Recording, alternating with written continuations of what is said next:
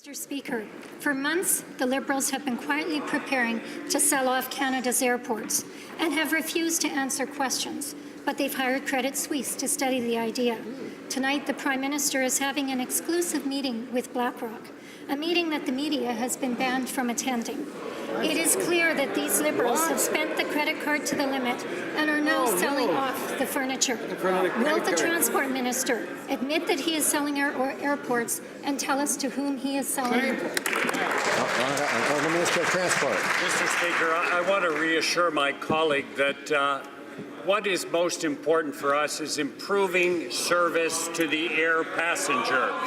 That is why we are working very hard to lower their costs, to give them more choices, more competition, to reduce the time it takes for them to go through security or through customs, and we will even be giving them a Bill of Rights. That is what is motivating us when we talk about our airports and our airlines. Thank you. Order. Earlier today, I was able to compliment the Daughters of the Vote delegates on their decorum in the House, and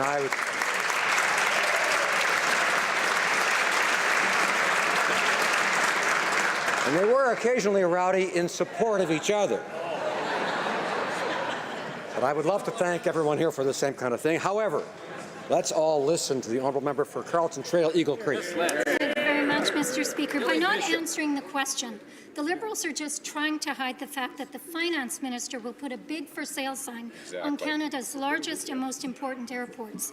The Liberals' propensity for spending money they don't have is forcing them to have exclusive meetings with BlackRock to organize a shotgun sale of Canada's airports before the ink of the budget is even dry. Will the Minister commit to maintaining Canadian ownership of these strategic economic assets, or are the Liberals just that desperate for money? Honourable Minister of Transport. Mr. Speaker, in terms of concrete measures, I'm sure my colleague heard the fact that we made the decision last November to increase the international ownership in our airlines from 25% to 49% in order to increase competition. I also announced at that time a Bill of Rights, or a rights regime, to make sure that air travelers, their rights would be taken into consideration. I think we're already beginning to see more competition. I think the prices are coming down. We're very glad that we're offering more service to our passengers. That's our intention, and we're going to continue to do that.